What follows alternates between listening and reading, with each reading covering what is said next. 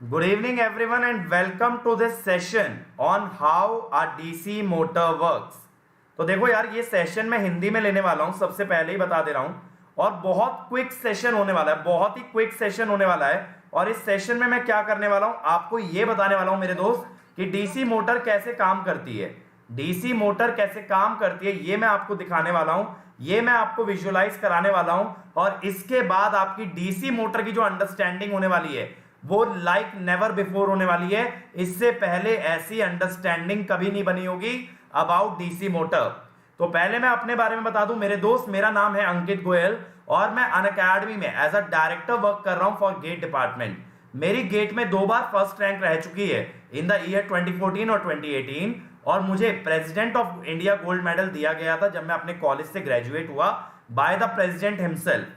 और अभी तक 1 लाख से ज्यादा बच्चे पढ़ा चुका हूं, जिससे कि मुझे ये चीज बहुत अच्छे से मालूम है कि आप लोगों को किस चीज की नीड है और किस तरह से आप लोगों का गेन हो सकता है लर्निंग में। ठीक है, किस तरह से गेन हो सकता है लर्निंग में। Is that clear? Is that clear? तो इस सेशन के अंदर हम ये समझेंगे डीसी मोटर की वर्किंग कैसे होती है। डीसी मोटर की वर्किंग कैसे होती है। Is that clear to everybody? तो चलिए स्टार्ट करते हैं। तो इस सेशन के अंदर मैं आप लोगों के लिए ग्राफिक्स का यूज करने वाला हूं, जिससे आपकी अंडरस्टैंडिंग बन जाए। और ये वीडियो बहुत ही शॉर्ट होने वाला है मेरे दोस्त, तो बहुत ज्यादा क्रिस्प होने वाला है, बहुत ज्यादा क्रिस्प होने वाला है। ठीक है, चलो। तो हमारी डीसी मोटर कुछ इस तरह से दिखती है अगर अंदर से देखी जाए। अगर मैं अंदर से देखूं मेरे भाई, तो डीसी मोटर कुछ इस टाइप से दिखती है। ये जो एरिया है that is your field winding, that is your field winding. ये जो रोटेटिंग वाला पार्ट है that is your armature winding, और ये जो वापस से नीचे वाला पार्ट है that is again your field winding, that is again your field winding. ये जो पार्ट है जो कॉपर का है that is commutator, this is your shaft and this is your brush. Commutator, shaft and brush. अब one by one बात करते हैं कि ये डीसी मोटर की वर्किंग क्या होती है, और आपको विजुअलाइज कराते हैं, आपको विजुअलाइज कराते हैं। देखो, सबसे पहले मेरे भाई मैं एक कॉइल लेके चल रहा हूं, this is one of the coil, और ये जो टर्मिनल्स बाहर आ रहे हैं ब्रशेस के through, they are connected to a battery. क्योंकि ये मोटर है तो ये ब्रशेस हमारे बैटरी से कनेक्टेड है। अब ये बैटरी का पॉजिटिव टर्मिनल है जिससे कि करंट एंटर करेगा, ये बैटरी का नेगेटिव टर्मिनल है जिससे कि करंट लीव करेगा। ठीक है, पॉजिटिव से करंट एंटर करेगा और नेगेटिव टर्मिनल से मेरे भाई लीव करेगा। अब ये देखो, ये कम्यूटेटर है हमारा, ये कम्यूटेटर है, ये 2 पार्ट्स में स्प्लिट है। कॉइल का एक एंड कम्यूटेटर के एक सेगमेंट से जुड़ा है, कॉइल का दूसरा एंड दूसरे सेगमेंट से जुड़ा है। तो जो भी सेगमेंट इस वाले ब्रश पे लाई करेगा उस सेगमेंट में करंट एंटर करेगा, और जो सेगमेंट इस वाले ब्रश से जुड़ेगा उससे करंट लीव करेगा। अब ध्यान दो, देखो क्या होता है, यहां से करंट लीव कर रहा है, इस वाले सेगमेंट से लीव कर रहा है, तो हम लोग क्या निकाल सकते हैं, टॉर्क। तो इस वाले पोल के अंदर, साउथ के अंदर जो भी कोई कंडक्टर लाई करेगा उस पे फोर्स आएगा अपवर्ड, उस पे फोर्स आएगा अपवर्ड। ये देखो, इस वाले ब्रश से करंट लीव कर रहा है, ये एरो देखो कॉइल पे, इधर पे जो कॉइल आ रही है उस पे एरो है आउटवर्ड, इधर पे जो कॉइल आ रही है उस पे एरो है outward.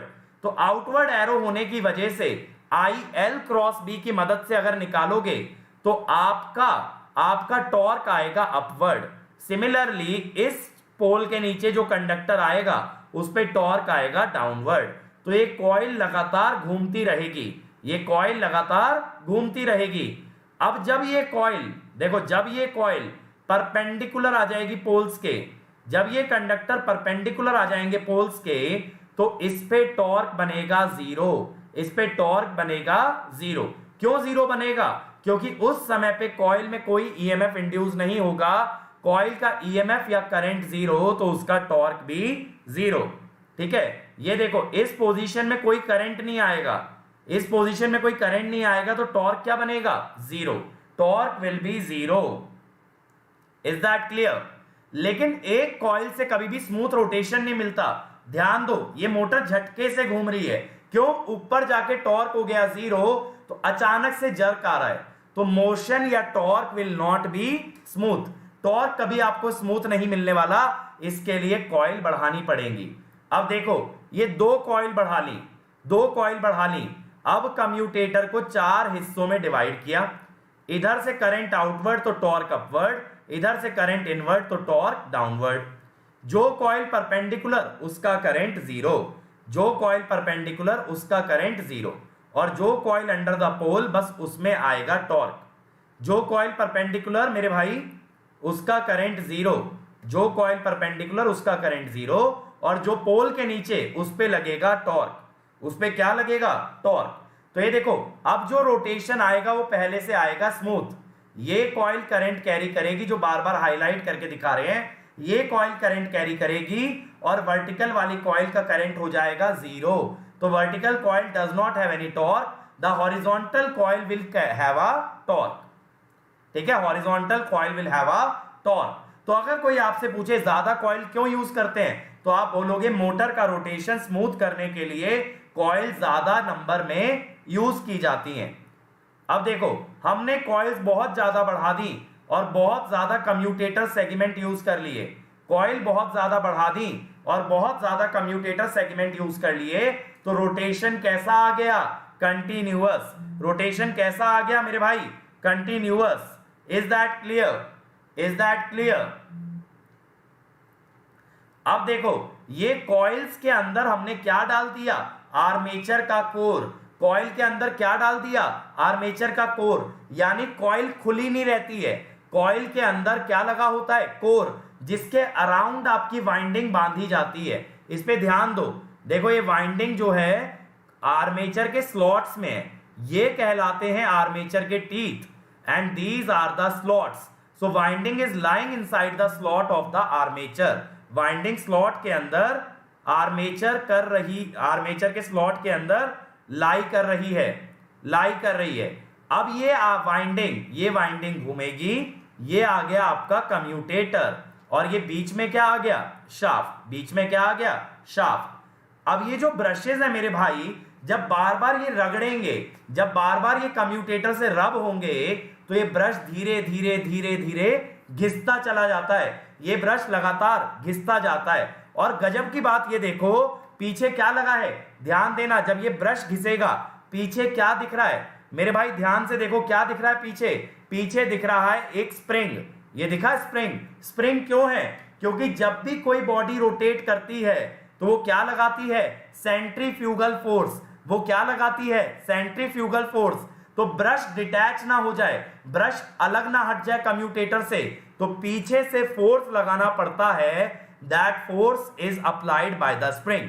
That force is applied by the spring. तो आप क्या बोलोगे? स्प्रिंग क्यों यूज करते हैं? To counter the centrifugal force applied by the commutator. Visualise कर पा रहे हैं यानी सभी लोग? जल्दी से रिप्लाई करें। विजुअलाइज हो रहा है ना बढ़िया तरीके से? यह आर्मेचर का कोर है, मैग्नेटिक फील्ड पास हो रही है, इसमें वाइंडिंग लगी है, वाइंडिंग पे लगेगा टॉर्क, टॉर्क से घूमेगी वाइंडिंग, वाइंडिंग के साथ जुड़ा कम्यूटेटर, कम्यूटेटर भी घूमेगा, और साथ में क्या लगे हैं? ब्रशेस। ब्रशेस के थ्रू क्या लगेगी? सप्लाई। तो मेरे भाई, सबसे बड़ा जो खेल है डीसी मोटर में, वो है स्प्लिट रिंग का या कम्यूटेटर का। कम्यूटेटर की वजह से ही बस ऐसा होता है कि टॉर्क हमेशा बनता है यूनिडायरेक्शनल। टॉर्क हमेशा क्या बनता है? यूनिडायरेक्शनल। अब ये जो काले वाला पार्ट आपको दिख रहा है, that is nothing but your insulator. ये जो है, ये आपका इंसुलेटर है। इंसुलेटर किस लिए है? ताकि कम्यूटेटर में आने वाला करंट शाफ्ट में ना फ्लो करे। Shaft is a non conducting part, उसका काम करंट कैरी करने का नहीं है। करंट कैरी करने का काम किसका है? वाइंडिंग का और कम्यूटेटर का और ब्रशेस का। तो शाफ्ट में करंट ना जाने पाए। अब देखो, शंट मोटर को समझो।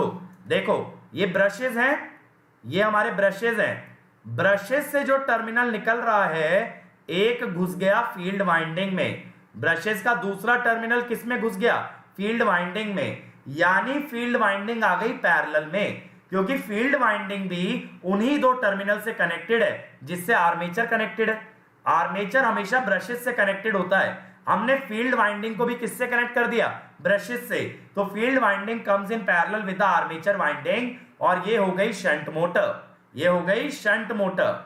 अब शंट मोटर की स्पीड टॉर्क बढ़ने के साथ लगातार गिरती है, लगातार गिरती है। लेकिन मेरे भाई सबसे बढ़िया बात क्या है, सबसे बढ़िया बात कि शंट मोटर की स्पीड बहुत कम मात्रा में गिरती है with increase in the load as compare to any other motor. और इसी वजह से इसका स्पीड रेगुलेशन बहुत ही बढ़िया आता है। दो मोटर का सबसे बढ़िया शंट और इंडक्शन, शंट और इंडक्शन। अब बच्चे पूछ रहे हैं भाई माइका कहां होता है, ये गैप दिख रहा है कम्यूटेटर में, यहां पे देखो ये गैप दिख रहा है, इस गैप में होता है माइका। तो ये पूरा माइका है, ये पूरा माइका है, ये देखो अंदर से भी गैप दिख रहा है। तो that is all made of mica, that is all made of mica. ये बात क्लियर हो रही है सभी लोगों को कि किस तरह से मोटर के अलग अलग पार्ट एक साथ काम करते हैं।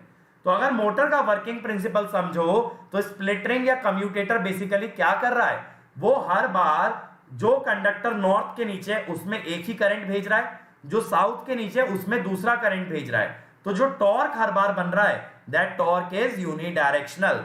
अगर कॉइल का करंट रिवर्स होता रहेगा, अगर कॉइल का करंट रिवर्स होता रहेगा तो उसका टॉर्क कभी यूनिडायरेक्शनल नहीं बन सकता। आपको हमेशा करंट सेम डायरेक्शन में भेजना होगा, then only the motor can rotate in one direction, then it can rotate in one direction. और कोई डाउट मेरे भाई किसी को, किसी भी मेरे भाई बंधु को अगर कोई डाउट है जल्दी से मुझे बताए। This session is going to be very very pointy, very very short, ठीक है। ये बात क्लियर हो गई ना। इसमें दो तीन चीजें मैंने समझाई है, मोटर की कंस्ट्रक्शन वाइज, मोटर की वर्किंग और मोटर का बेसिक प्रिंसिपल। बेसिक प्रिंसिपल क्या कहता है कि जब जब पोल रिवर्स हो, यानी एक कंडक्टर नॉर्थ से साउथ के नीचे आए तो उसका करंट भी पलट जाए ताकि टॉर्क रहे सेम, टॉर्क रहे सेम। क्योंकि मेरे भाई फोर्स क्या होता है, करंट और मैग्नेटिक फील्ड पे डिपेंड करता है। पोल बदलने से अगर मैग्नेटिक फील्ड चेंज हुई तो करंट भी चेंज हो साथ में, ताकि टॉर्क रहे सेम, टॉर्क रहे सेम, ठीक है। कुलदीप, आर्मेचर के जो टीथ हैं, आर्मेचर के जो टीथ हैं इनके अंदर मोशनल ईएमएफ बन सकता है और इसीलिए इसको लैमिनेट भी किया जाता है, क्योंकि इनमें बन जाएगा आपका मोशनल ईएमएफ जिससे बनेंगे एडी करंट, ठीक है। रामकृष्ण, स्प्रिंग इसलिए लगाते हैं ताकि कोई भी ब्रश सेंट्रीफ्यूगल फोर्स की वजह से हमारे कम्यूटेटर से ना हट जाए, इसीलिए क्या लगाते हैं, स्प्रिंग, जो कि ब्रश को चिपकाए रखेगा कम्यूटेटर से, कम्यूटेटर से, ठीक है। सेगमेंट चेंज करते टाइम ब्रश स्पार्किंग करता है, बिल्कुल सही बात है। और वो इसलिए करता है क्योंकि जब सेगमेंट चेंज होता है तो कम्यूटेशन प्रोसेस आता है जिसमें करंट रिवर्सल होता है। बट ये सारी चीजें कंसेप्चुअल लेवल पे समझना ज्यादा आसान है एज कंपेयर टू इस तरह के हम लोग विजुअलाइजेशन से समझें, विजुअलाइजेशन से समझें, ठीक है। तो अब ये सारी बातें जब हमने डिस्कस कर ली, मैंने आपको शंट मोटर का भी एग्जांपल दे दिया।